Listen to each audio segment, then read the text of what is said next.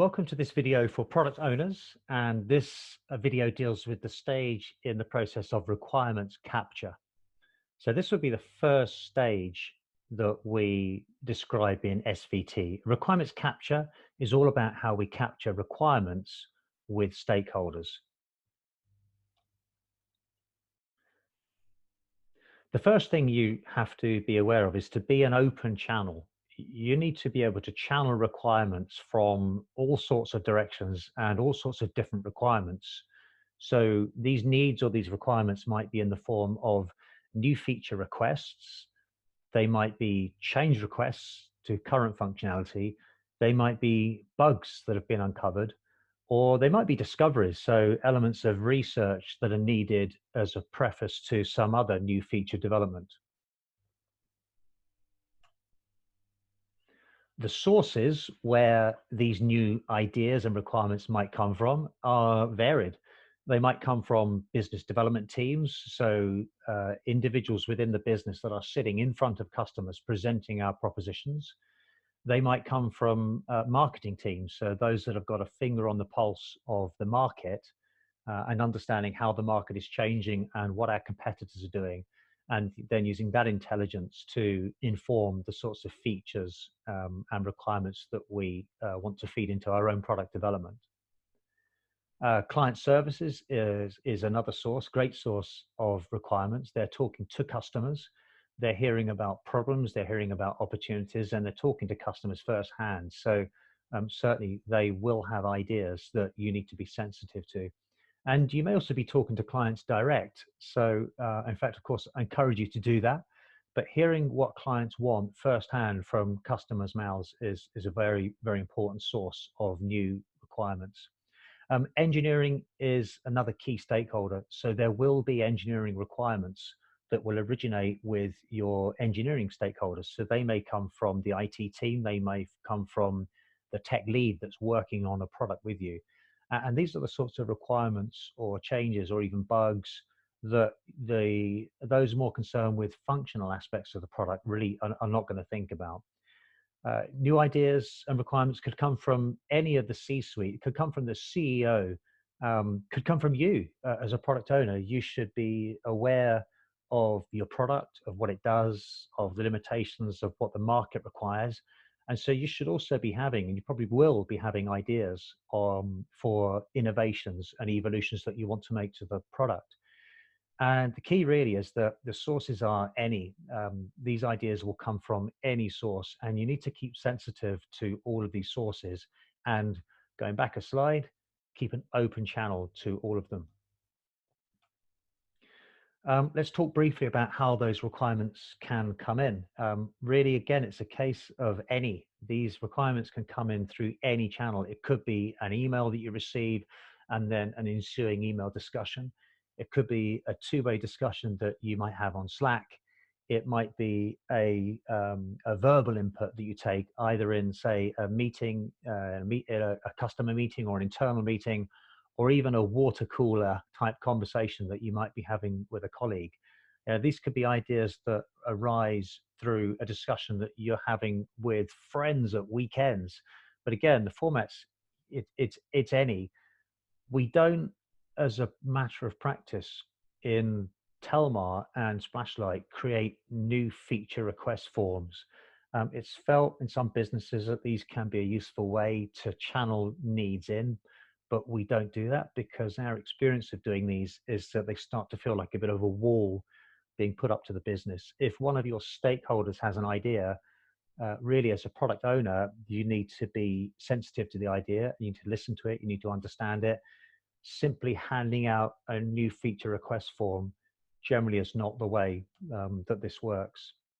So the keys here are certainly to have an open channel to your stakeholders, to make sure that your antennae are up and you're sensitive and you're listening to their needs, that you're able to understand what you hear, and if you don't understand, to be able to ask questions, and then that you capture what you understand. So let's talk about how you capture those needs, because if you're hearing a need or a requirement from any source, whether it's written down in an email or whether it's a verbal conversation that you have, at some point this needs to get written down. So I would always say to people, just use any method to get started. If it starts with post-it notes, that's fine. If it starts with a pencil or a pen sketch on paper, no matter how messy, that's fine as well. So use any method to get started. There isn't a single golden way to start capturing a requirement. But I would say that ultimately, any needs that you do come across will need to be sufficiently well described or articulated in a JIRA story or stories. Now, when I say story, really I use that in a generic sense. In Telmar, we talk about stories, bugs, and discoveries. So I'm just going to call them all here now stories, but they've got to be articulated in a JIRA story or a series of stories. And the reason for that is what we prioritize. That is what we feed into development in later stages. That is what we monitor through development. And those are what we deliver. They roll up to our product delivery. So it's got to find its way into a JIRA story at some point. And I will talk a bit more in a subsequent video about what constitutes a well-formed story. But this is really what's needed for any requirement to be actionable for the development team. In fact, I'll modify that. That's what makes it actionable even for the product management team and even for you as a product owner and for your colleagues that might be in the role of a tech lead. This needs to be written down in order to be able to make it actionable and work with it. So Jira is great if requirements are reasonably simple. You can just go straight to a Jira story. But often requirements need more than just a few sentences or paragraphs to explain. And for that, we should go straight to a Confluence page. The idea of putting this in a Confluence page is that it's a collaborative tool and it allows you to bring in others to augment the information that you capture and that you articulate and also to refine it. Now, I will talk a little bit more. In fact, let's show you an example of a Confluence page that's created. So this is for the project, the new out-of-home platform for USA. So you can see this page now. I just did a quick scroll through it. This has been expanded to be very, very detailed and look at all the sub pages under it. But this didn't start like this. It started with one page and look at the sorts of headings we have here. Let's scroll back to the top. It's pretty basic stuff. You know, what's the overview? Do we have any idea of timelines and milestones? You know, at the outset, we might have done. There may have been commercial imperatives that we had to meet. And in fact, in this case, there were. What's a summary? So a super simple summary, general concepts. The point I'm illustrating is that everything has to start somewhere. So whenever you're capturing requirements, don't feel daunted. That there is no perfect way to do this. You just really got to get started. Now, I mentioned the PID template. A PID template is for use for larger projects. For larger projects, we do need to have those approved by the new project review board. And that's because anything that's a significant project requires significant investment of resources. And we want to have visibility of those. And we want to have the ability to be able to have the key stakeholders. So that's like finance, the biz dev team, marketing, CIO, CEO. Those guys are interested in the big projects that we're doing. So for big projects, we do a PID template. This is a project initiation document. For smaller needs, requirements, new features, change requests, bugs, they can just go straight to Jira. If you're interested to know where's the boundary between what's a small thing and what's a big thing, so a big thing requiring a PID template, then go back and look at the definition in Confluence for SVT because it's mentioned in here, particularly this section here, getting new works into development. This will tell you all about different types of features and how they get into development. But let's stay high level here because I think I'm going to talk a bit more about that in another video. But the key is writing down the requirements in a collaborative space enables you and others to immediately check back the requester that you understood the need correctly, and it allows you to draw others in to the project as the project starts to expand. And that last point is really key. As others start to become involved in this requirement, so for example, product managers who you'll work with for prioritization and for planning, and engineers, so initially perhaps the tech lead, but later on the actual engineers that are doing the work, Let's have a single source of truth where they can come to understand what this requirement is. It will start skinny and it will expand, but this is the source of truth. This will help them get quickly up to speed. And it's all about single version of the truth, having the same reference point for what we're talking about.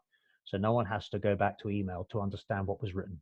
Anything that came in by email to the email channel gets articulated and distilled into a Confluence page for large projects or projects that are particularly complex, and at least for sure into Jira stories.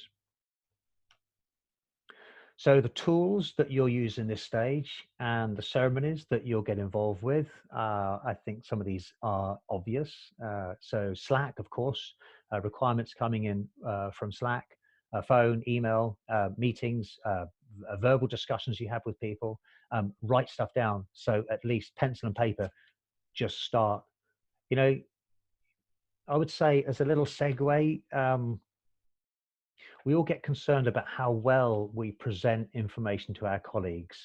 And so you could spend a couple of hours doing a beautiful drawing in Drawio or Balsamic, but I will always say to you, just start with the end in mind. The end is just to communicate information. So if a couple of sketches on a post-it note is going to do it for you, let's say describing a flow,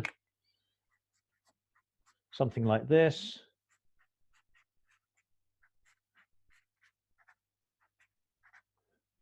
With some notes, then do it like that. What does the user do here? What do they do here? What happens if it's yes? What happens if it's no? It can be literally like this. You can photograph this with your mobile phone. You can stick it on a Confluence page and then others can join with you. So use anything. Certainly Confluence pages are great when you need more than just a few sentences. If the requirement is very simple, then maybe it can just go straight into a Jira story. It would generally go in the backlog. You would never put it into the current sprint. And I'm also going to talk about well-formed stories, because stories in SVT and within Telmar and Splashlight, they've got to be written in a certain way to make them useful and understandable for others. So we'll talk about that in a subsequent video. And the ceremonies where you engage in requirements capture are going to be client meetings and calls, internal meetings and calls, your own experience and thinking, so in your head, if you like, and in fact, just any occasion when you're coming into contact with others or even just thinking about your product yourself. So that's requirements capture. Next up, we're going to talk about refinement. So requirements refinement.